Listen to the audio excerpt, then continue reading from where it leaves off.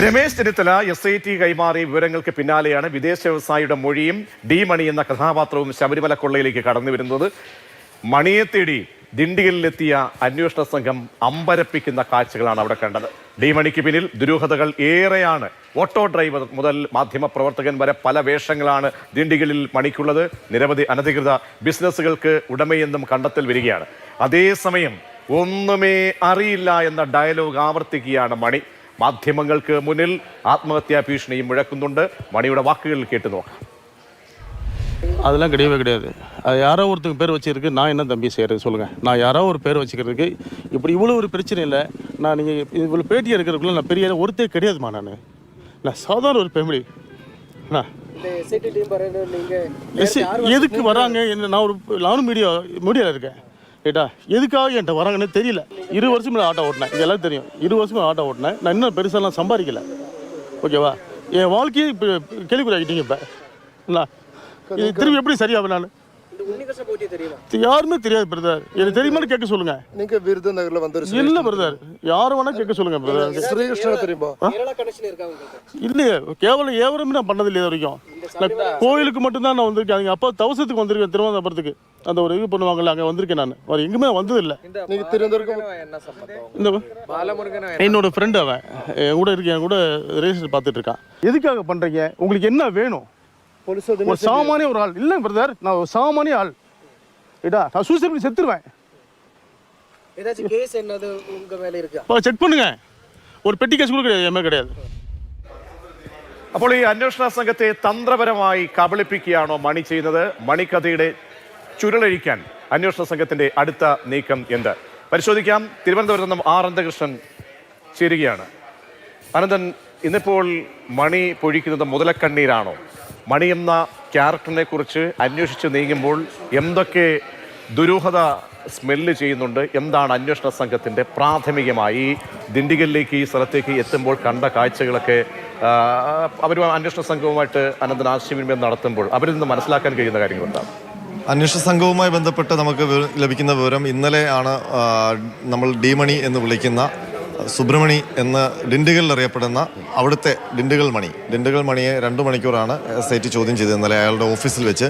ആ ചോദ്യം ചെയ്യലിനും വിവരശേഖരണത്തിനും ശേഷം SIT എത്തിയൊരു നിഗമനം എന്ന് പറഞ്ഞാൽ ഇയാൾക്ക് ഡയറക്റ്റ് ഇപ്പോൾ ഈ ആരോപിക്കപ്പെടുന്ന കാര്യങ്ങളുമായിട്ട് ബന്ധമില്ല എന്നുള്ളതാണ് അവർ കണ്ടെത്തിയത്. പക്ഷേ അയാൾ പറയുന്ന ഡയറക്റ്റ് ബന്ധമില്ല എന്ന് ഇന്നലെ കണ്ടെത്താൻ കഴിഞ്ഞിട്ടില്ല. പക്ഷേ അയാൾ പറയുന്നത് പൂർണ്ണമായിട്ടും വിശ്വസിച്ചിട്ടില്ല. കാരണം അവരുടെ പക്കലുള്ള വിവരങ്ങളും ഇയാൾ പറയുന്ന വിവരങ്ങളും തമ്മിൽ ഒരുപാട് കോൺട്രഡിക്ഷൻ ഉണ്ട് എന്നാണ് നമ്മൾ മനസ്സിലാക്കുന്നത്. ഏതായാലും SITയുടെ സംഘം ഡിണ്ടിഗലിൽ നിന്ന് തിരിച്ച് തിരുവനന്തപുരത്ത് എത്തിയിട്ടുണ്ട്. അവർ അതേസമയം അയാളെ വിളിപ്പിച്ചിട്ടുണ്ട്. ഈ ആഴ്ച കഴിയുമ്പോൾ തിരുവനന്തപുരത്തേക്ക് വരാൻ പറഞ്ഞിട്ടുണ്ട്.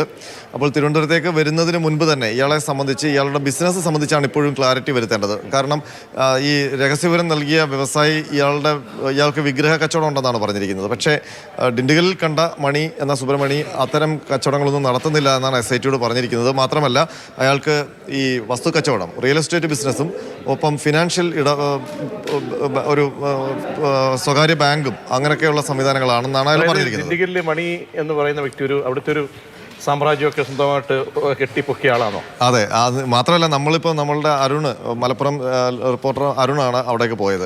അരുൺ അവിടെ ചെല്ലുമ്പോൾ അവിടുത്തെ നമ്മളെപ്പോഴും മറ്റൊരു സ്റ്റേറ്റിൽ പോകുമ്പോൾ വിവരശേഖരണത്തിനും കാര്യങ്ങൾ അറിയാനും നമ്മൾ ആശ്രയിക്കുന്നത് അവിടുത്തെ മാധ്യമപ്രവർത്തകരെയാണ്. അപ്പോൾ അവിടുത്തെ മാധ്യമപ്രവർത്തകരോട് ചോദിക്കുമ്പോഴും അവിടുത്തെ പോലീസിനോട് ചോദിക്കുമ്പോഴും ഇയാൾക്ക് ഒരു ആൻറ്റിസിഡൻ്റ് ഒന്നുമില്ല, ഒരു കേസും ഇയാൾക്കില്ല. അപ്പോൾ ഞാൻ അന്നേരം എനിക്ക് തോന്നിയൊരു സംശയമാണ്, സ്വാഭാവികമായിട്ടും റിയൽ എസ്റ്റേറ്റ് ബിസിനസ്സിലൊക്കെ നിൽക്കുന്നവർക്ക് സ്വാഭാവികമായിട്ടും FIR എങ്കിലും ഏതെങ്കിലും സ്റ്റേഷനിൽ വീഴും. കാരണം ആരെങ്കിലും ഒരു പരാതി എവിടെങ്കിലും കൊടുത്തിട്ടുണ്ടാകണം. സാധാരണഗതിയിൽ നല്ല രീതിയിൽ പോകുന്ന എന്ന് വെച്ചാൽ സജീവമായി പോകുന്ന ഒരു ഫേം ആണെങ്കിൽ ഒരു ഇതാണെങ്കിൽ തർക്കങ്ങളുണ്ടാവാൻ സ്വാഭാവികമാണ്. പക്ഷെ അങ്ങനെ പോലും ഒരു സംഭവമില്ല.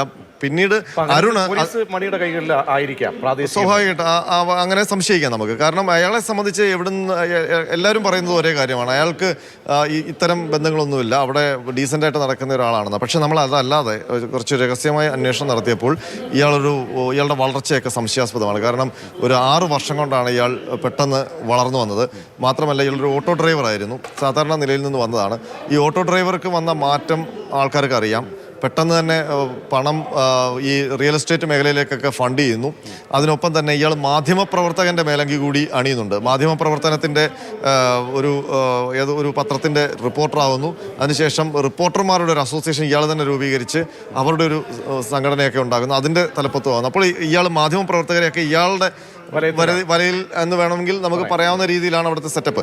അപ്പോൾ സ്വന്തമായ ഒരു സാമ്രാജ്യം, ഒരു ചെറിയൊരു സാമ്രാജ്യം ഇയാൾ ഉണ്ടാക്കി വെച്ചിട്ടുണ്ട്. അതിൽ ബ്രേക്ക് ചെയ്ത് കയറാൻ പറ്റണം. അപ്പോൾ പോലീസിനും ഇന്നലെ അവിടുത്തെ ലോക്കൽ പോലീസിൽ നിന്നും വിചാരിച്ച പോലൊരു സപ്പോർട്ട് കിട്ടിയിട്ടില്ല. കാരണം ഇയാളുടെ തീർച്ചയായിട്ടും. അപ്പോൾ അവരെന്തായാലും അന്വേഷണം, കാരണം ഈ പിന്നെ ഒരു കാര്യം, നമ്മൾ ഒരു തെറ്റ് ചെയ്യാത്ത ആളാണെങ്കിൽ നമുക്ക് ഒരിക്കലും അയാളെ സംശയിക്കാൻ പാടില്ല. പ്രത്യേകിച്ച് ശബരിമല സ്വർണ്ണക്കൊള്ളയാണ്. അപ്പോൾ അങ്ങനെ ഒരു ഈ ഒരു കുറ്റാരോപണം എന്ന് പറയുമ്പോൾ അതിന് ഒരുപാട് ആഴങ്ങളുള്ളതാണ്. പക്ഷേ ചില ക്രിമിനൽ മൈൻഡുള്ള ആളുകൾ തന്ത്രപരമായിട്ട് അന്വേഷണ സംഘത്തെ വഴി തെറ്റിക്കാനുള്ള കുബുദ്ധി അവർക്കുണ്ടാകും, കൂർമ്മബുദ്ധി അവർക്കുണ്ടാകും. അങ്ങനെയൊക്കെ നോക്കുമ്പോൾ ഈ മണിയിൽ നിന്ന് ഇതുവരെ കിട്ടിയ കാര്യങ്ങൾ സംശയിക്കുമ്പോൾ മണിയുടെ നീക്കം എന്തായിരിക്കും? പൊട്ടിക്കരയാണ് മാധ്യമങ്ങൾക്ക്. അതെ അതെ, മണി ഇപ്പോൾ നമുക്ക് ഒരിക്കലും അക്യൂസ്ഡ് ആക്കിയോ അല്ലെങ്കിൽ ശബരിമല സ്വർണ്ണക്കൊള്ളയായിട്ട് ബന്ധമുണ്ടെന്നോ ഇതുവരെയും നമുക്ക് വിവരമില്ല, SITക്കും വിവരമില്ല.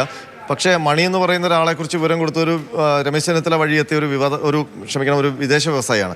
അപ്പോൾ അദ്ദേഹത്തെ സ്വാഭാവികമായിട്ടും ഇന്നലെ ഇതുവരെയും മണിയുടെ മുഖം SITയും കണ്ടിട്ടില്ല, ആരും കണ്ടിട്ടില്ല.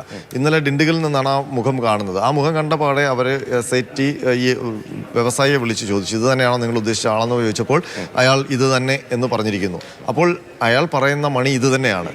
പക്ഷേ ആ മണി പറയുന്നു ഞാനല്ല ആ മണി എന്ന് പറയുന്നു. അപ്പോൾ വ്യവസായി പറയുന്നതാണോ ശരികേട്, മണി പറയുന്നതാണോ ശരികേട് എന്നതിൻ്റെ നടുക്ക് നിൽക്കുകയാണ് SIT. അപ്പോൾ ഇത് ബ്രേക്ക് ചെയ്യണമെങ്കിൽ കൃത്യമായ വിവരങ്ങൾ വേണം. അപ്പോൾ ഇയാളുടെ ബിസിനസ്സുകൾ, ഇയാളുടെ സാമ്പത്തിക ഇടപാടുകൾ അതൊക്കെ സംബന്ധിച്ച് വിശദമായ അന്വേഷണം നടത്തിയെങ്കിൽ മാത്രമേ ഇയാൾക്ക് എന്തെങ്കിലും ഇടപാടുണ്ടോ ഉണ്ണികൃഷ്ണൻ പോറ്റിയുമായിട്ടെന്നൊക്കെ. കാരണം ഉണ്ണികൃഷ്ണൻ പോറ്റിയുമായി ചേർന്ന് വിഗ്രഹ ബിസിനസ് നടത്തി എന്നുള്ളതാണ് ഈ കിട്ടിയിരിക്കുന്ന വിവരം, ആ മൊഴിയിലുള്ളത്.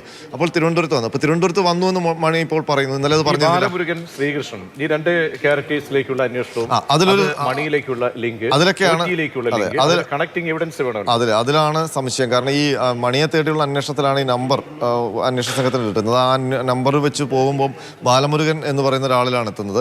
ബാലമുരുകൻ ത്രൂ ആണ് ഈ ഡിണ്ടിഗലിലെ മണിയിലേക്ക് എത്തുന്നത്. പക്ഷേ ബാലമുരുകനെ അറിയുമോ എന്ന് ചോദിക്കുമ്പോൾ ഇയാൾ പറയുന്നുണ്ട് അറിയും, എൻ്റെ സുഹൃത്താണ്, അയാളുടെ പേരിലുള്ള നമ്പറാണ് ഞാൻ യൂസ് ചെയ്യുന്നത് എന്നുള്ളത്. അവിടെ ഒരു പ്രശ്നമുണ്ട്. മാത്രമല്ല അയാൾ ഇന്നലെ മാധ്യമപ്രവർത്തകരോട് പറഞ്ഞപ്പോൾ എൻ്റെ നമ്പർ ബാലമുരുകൻ്റെ പേരിലാണ്, അത് ആരെങ്കിലും മിസ്യൂസ് ചെയ്തിരിക്കാം എന്നാണ് അയാൾ പറയുന്നത്. പിന്നീട് ഇന്നലെ അയാൾ കേരളത്തിൽ വന്നതിനെക്കുറിച്ചൊന്നും സംസാരിക്കുന്നില്ല.